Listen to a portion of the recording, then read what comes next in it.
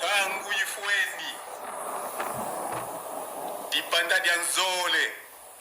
bana bilaka bana mvuluzi kimbangu babundi bitumba tolongi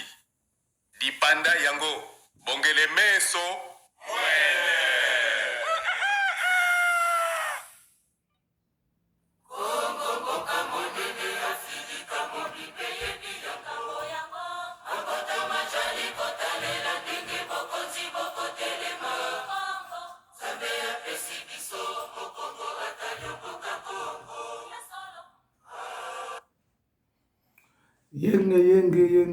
Yenge kieno batata bamama bilenge bambuta basi pe bandeko nyonso yenge kieno yabino mfumo ne wola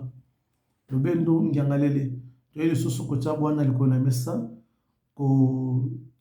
kolamusa bayindo na nzela ya boko na biso ya kokiele tika tosala malombo ya moto banda mateya na biso ya tongo ya lelo tosambeli kembo kwa tata nzambe mpongo tolendo mukayengele kembo kwa tata nzambe mpongo tolendo mukayengele kembo kwa tata nzambe mpongo tolendo mukayengele lendo kiako vanza kimonekene yala kwako yewazinga vuyevu tata voluze kimbangu yala kwako tata voluze kimbangu yala kwako fomo voluze tata kimbangu ya tungunua vika ya swe kama yala kwako yala kwako yala kwako songa telako kadi wanungini monza ya vimba matondo mingi tozomusi lokomo pe masanzole epai ya yeme le grand esprit tata voluze kimbangu ya tungunua vika ya swe kama pe topesi bambiongaka epai ya sa majesté tata na biso ntino kongo tuzola na sakibanza nyangalele matondo mingi bayengi kino biseka biso video oyo kokuta biso soki na tongo na pokwa to na midi tika video oyo to mateya na biso ya lelo ekuta biso na nzoto bokonongono teme na biso tongo tolobela na tongo lelo ezali bolamusi makanisi to pe na lopoto la prise de conscience omoni toza na kata buku na biso ya kokiele wapeseka miso efungwami matondo mingi tika totanga na page 261 5.4 points tona balobi boye les regards du monde vers la Filika totangi à partir ya première alinéa jusqu'à 17e alinéa totangi maloba na bomboye kokiele le monde entier reconnaît aujourd'hui que la Filika est non seulement l'avenir, mais aussi et surtout l'espoir de l'humanité. Pourtant, les Noirs d'Afrique sont toujours dans l'ignorance de cette donnée. Nous devons reconnaître que Zambia Mpungu a aimé le Congo, car aucun pays sur cette planète n'a été béni si richement. Mais les habitants de ce pays et leurs hauts responsables ne savent pas la valeur de ce que Dieu a mis à leur disposition. Le manque de connaissances sur ce sujet est un grand frein pour notre émergence. Dieu nous a tout donné, l'intelligence et les compétences. Malheureusement, nous ne savons pas l'exploiter judicieusement, retournez page, et correctement. Les grandes sociétés multinationales poursuivent leur colonisation dans nos pays sous une autre forme. Des hommes forts, c'est-à-dire des esprits tordus qui n'ont pas d'état d'âme et qui sont capables de se retourner contre leurs propres frères et pour mieux servir et protéger leurs intérêts. Maloba ya tata voluze kimbangu bomo ya seko matondo mingi batata bamama bandeko banengwa bambuta solo pena be solo biso bafumo wala ngiangalele eli susu libosa betanda na bino yekela bandako na bino pona kotsa bwana likona mesa kotalisa biso yete bandeko nanga tangu ifweni donc ana kata kokie na page 261 efungoni biso miso na bokala la nyonso to que Mokili Mobimba, cette fois-ci, le monde entier reconnaît aujourd'hui que la Filika et non seulement l'avenir, mais aussi et surtout l'espoir de l'humanité. Mais chose grave, les habitants, hein, chose grave pourtant, les Noirs d'Afrique sont toujours dans l'ignorance. Cette donnée, nous devons reconnaître que Nzambi Pongo a tant aimé le Congo, car aucun pays sur cette terre, sur cette planète, n'a été béni si richement. Aucun pays sur cette planète n'a été si béni richement. Omoni, biso moko bayindo, surtout Batou Congo en particulier, et puis les Noirs en général, nous avons une ignorance. Il y a qu'on comprendre que Dieu nous a tout donné, voire même l'intelligence, voire même les compétences. Il y a aussi au-delà, il y a Kibomutonabiso. Mais pourquoi tout ça pour s'en sortir? Parce que tolingi na biso te komitika molimo musanto tata vloso ke mbango akamba biso tolingi koluka dimpanda diazolo te tolingi koluka deuxième indépendance te yango na sika bomoni souffrance ya noma réseau c'est la sala moyo mokili mbaba baotsa misu na Afrique bien aimé dans le Seigneur bande konanga balinga minangai oyebi avec la lire revend les choses ezaka kaleni que les seuls continents oyo kozana paix moko durable ezaka Afrique na biso omoni kotala makambo ezosalema na scène na moi oyo mokili eza nango so na kemia te tokanisa so te bapoto ne de kozwa assurance ya vie. Par contre loin de là tozosouffrir kaka lenika ndroit oyo kosala biso esengo tozala paix moko durable ezaka na Afrique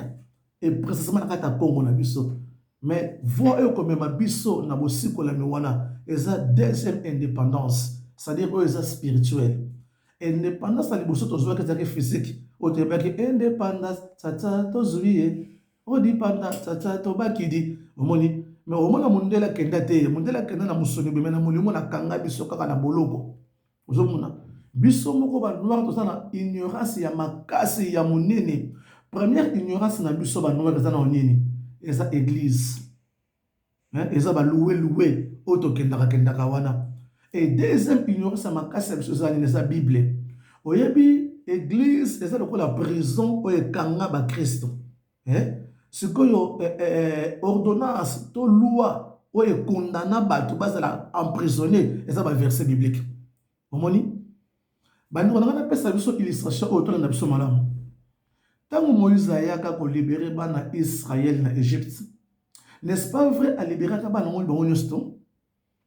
N'est-ce pas vrai à libérer la race nous sommes basés en Égypte. Moïse a pris bilongité, a pris le oyote, le goût etikala et le goût ebima. Non. Quand par contre, na quelques Égyptiens, on va montrer que ba merveille en Zambie na bango, balanda ki bango, ba belki pe longo. Mais comment expliquer plus sur la carte de l'église? Au moins, on a sali 3, 4, 5, voire même 10 ans. À ça, on a même connu la souffrance.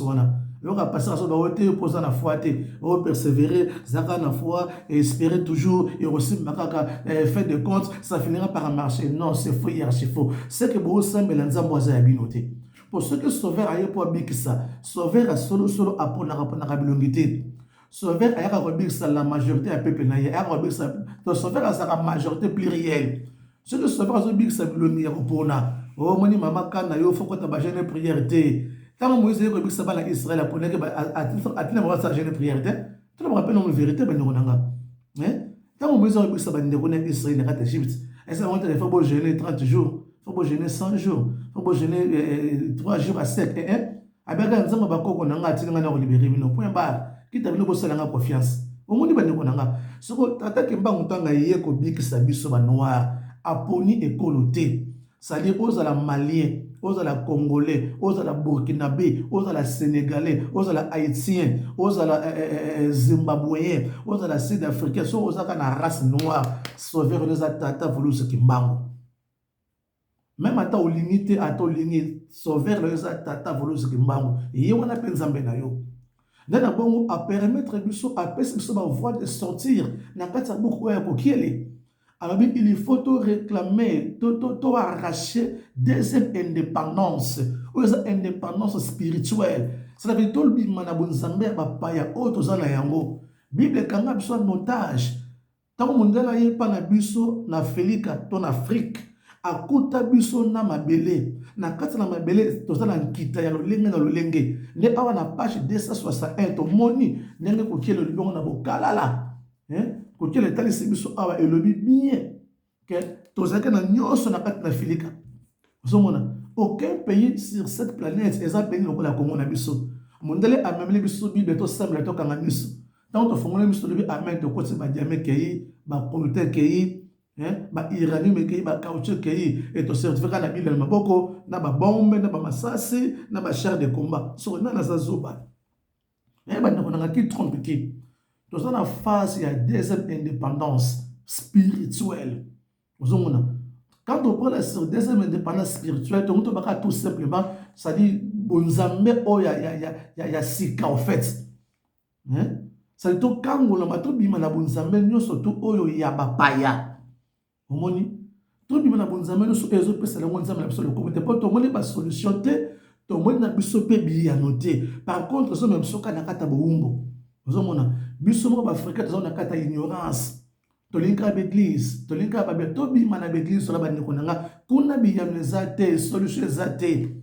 to bima na mangomba wana peuple Congo bino bozona ndanga lelo na poko ato na tongo lelo ça dépend air vidéo matin avec kokota bino so za na kata balowelo bima kuna solution zate bima na binzambi yaka to proclamer to arracher deuxième indépendance ya molimona po biso bato mundu to ko rappel ko tonga to ko inventer to ça makamba minene ndenge ba paya to bikolo mususu pe to zoma na bako sala to seli ba marche ndenge na ndenge na so la seul défi to appel au message et puis ba ndoko nanga ba combattant to ça na Belgique wana na Allemagne na France par-ci par-là to tambuli trop to gangi lolenge Kabila dégage Fachi dégage nani na lana Kagame tika Congo boso ba teke malgré to so ganga to ça ba marche mais wapi solution et ça la caractère tandis que manga habito to ngangenge to fan de ça na kitsa bogozi to proclamer deuxième indépendance spirituelle c'est alors to komona ke bitumba la biso et que koma yaye to ko zo vraie liberté totale non to zo liberté to zo liberté pourquoi na kata Ukraine kuna bazo boya ba noir ba kima refuge na kata Pologne ba to na sur ça oyebi to zo kasa ndenge guerre zo ya bwe sala na ka vite les pires zo ali susu to balanga na coronavirus sabati to kasa ke sala na ngo eleka mais moni ba virus zo varier variant delta ce qui omicron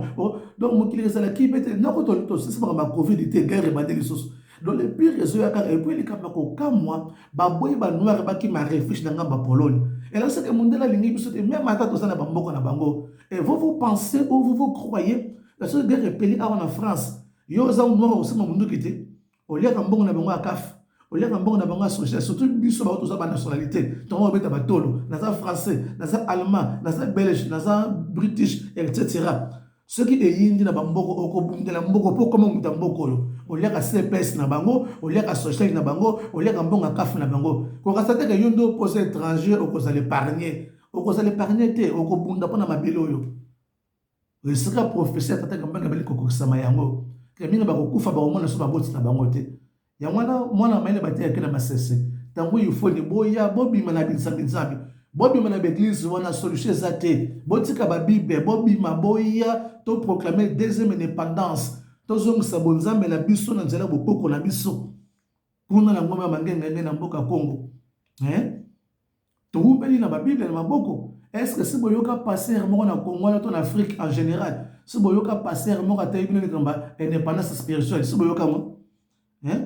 même ata bato balobela banza mabokoko ba homme de Dieu bangunza oya mzela Congo si boyoka bateli kamba deuxième indépendance po bazaki rivé na ngote ezaki réservé pour na biso bana bilaka et le ngona tatantino Congo tuzolana saki banza ngangale amemeli biso lumière na zela buku oya kokiele ndete yoko proclamer pour toi arracher deuxième indépendance c'est-à-dire toi tika la libre na molimona pour bunzambe la biso ezonga na nzela bukoko na biso na nzela bukoko na biso bande konanga to la muka biso bayindo to bima na mangomba yo leko betaka asete to bima na l'église wana solution za na ngote ozomona bana ko ba Jésus revient bientôt ayaka te pe ko yeta na nzela nini il est resté 3 jours, le tombeau est vide. Place de bomona kenga asako ke place nini. Na nzoto oya musuni yango mataki likolo tasako ke na molimona. Et ça va confusion, ça va distorsion pamba. Soit disant Nzambe aye pas bikisa mokili mobimba Nzambe mais quand on mutuna où vous l'avez mis Lazare mutakela mutakuna botie wapi eza pas dissension ba ndeko nanga to bima na ba ventir pamba pamba boya to proclamer du panda dianzole boya to sangsa ba force boyindo to sala bomoko surtout biso ba congolais to tika noko kabana pamba pamba to simbi bi de pendant 4 siècles et puis c'est biso ba solution te et tant que to tombe la combat attaque mbango tant que to simba la main dans la main to le babunzambo ya biso na nzela bokoko ya biso omoni bokoko la biso ne ko la musabiso bokoko la biso ne ko telemisa biso bokoko la biso ne ko zonza ba force to bungisa et que zonga kaka na nzela bokoko na biso et ça le monde nzela ya bible te ozomona et pona ko suksa ba ndeko nanga po mingi bakomi ko lamuka mais on dirait no balamuki malamu te po basaka na ba tendance ya boumbu et biso bakona ba ote omoni bible et ça histoire na biso mondeli a changer yango te ça histoire na biso te. Comment est-ce que la Bible combo ya yo ya famille ya wola na kati za nakate eza histoire na yote ko parla longo mafuta te Bible yaki na colonisation ce que boye bité bo vérifier le lo papa osa ba décision ba changer Bible mususu ce que tant Bible c'est ko papa ko na ngona so que ça histoire na Bible ba yindo ba changer sous forme te za na bozo ça ba bêtise ya biso beaucoup ya ngoye ko kiele bongele meso mwene tango ifueni to la mukala pongi to proclamer dipanda diazole bande ko na ngai. Ozomona to bimana ba disosa pamba to songela kibukoko ya biso to ndima tata kimbangu Nzambe na biso yenda kela liko na se pour ko changer te za yango olingo linga te tata ke monde mo bix na biso to komi prêt ya ko proclamer di panda diazole monde ko fanda sur kimia te ndeka bani ko ningala buye e ko fanda sur kimia te kimia durable pe moko solide ezaka na mabela bakoko kuna na Congo yango to so bongo mapoto so ngambuka olingo linga te tango ifueni. Papa Kimbangu, vouloir ou pas, Papa Kimbangu fait régner. Faut attendre manayer. Pour y avoir les comparables, il est le tout puissant parmi les puissants. Nous reconnaissons, il y a aussi des puissances sur la terre, sur cette planète. Mais Tata Kimbangu au-delà de la puissance, il y a les tout puissants, les véritables dieux, Nzambe, Abanzambe, Tata Volus Kimbangu. Au moni, ce qui me reste choqué, ce que je l'accepte, Nzambe ou à Koki, ou Yozanaye, et à Kokamona Congo. Azate? Na kati ya Congo la nini ngoto salate ba politicien basala ba concertation basala ba dialogue intercongolais basala ba conférence nationale souveraine ba kanala ba Sun City basala ba campagne na ndenge basala ba consultation na mokonzi mboka lelo basanga na ba artiste comédien ba artiste musicien na ba IGF na ba réunion kili wapi biyano wapi ba solution ça na ngote na Congo wana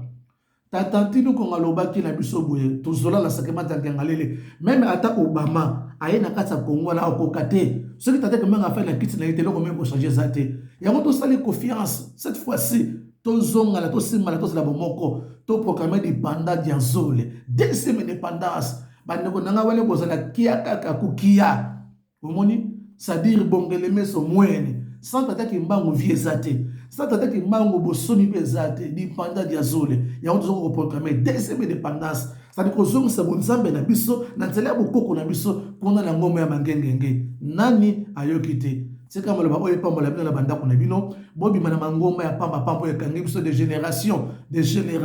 et nous biso na bawumba ndenge souffrance to pesa kaka pesa ko pesa melayo pesa mela pa biso te pesa ko pesa mela kuna na ese bitumbezo selate pesa ko pesa mela bazo ko violer kaka pesa ko pesa mela yo bazo ko violer bazo boma bato corruption selate na mboka pesa ko pesa mela yo ba détourner mais ça ba millions de millions kuna kaka pesa ko pesa mela yo ça ba distraction. Jusqu'à quand on repère ces la mission et ça me rappelle karaté. Oh bela makila yesu makile kita ya rob makile c'est la esa wana pas besoin bela makila trop makile bi retanga na mboko besoin so la te bande konanga oh bela moto kita le fait de vrai ya rob moto so bela kana esa ma ça c'est minduki moto so bela kaka to bela tata volusa ya yene nzembe kimia sur yo yebité pour ton information même ba bela chimindele ba yebi ba sabela kimbangu mais ba yo bisangote pamundela lingato yo ba makambo ya yo donc to suki a pona lelo tseka tata yala na ye matia yo kota na bonne santé bobi na mangomba boya to proclamer di panda dia sole bongele meso moyene deuxième indépendance spirituelle ya ngoto kosela po Afrique ça na nkita ndenge eza ya kopamba pourquoi to zolia te pourquoi to zomela te pourquoi to na kimia te po to bungisa source na biso tala busol na biso yelo tata voluso kimbango dia tumbulwa veka ya sueka ma busol na biso yelo ça va pas que mbanga venir ezate matondo mingi ezate ya bino fumu wola ngiangalele motei ya buku ya kokiele molobeli ya nzambe bakoko na biso tika tata pambola biso mingi yenge kino matondo tosoki wana tangu ifweni dipanda dia nzole bana bilaka bana mvuluzi kimbangu babundi bitumba tolongi dipanda yango bongele meso mwele.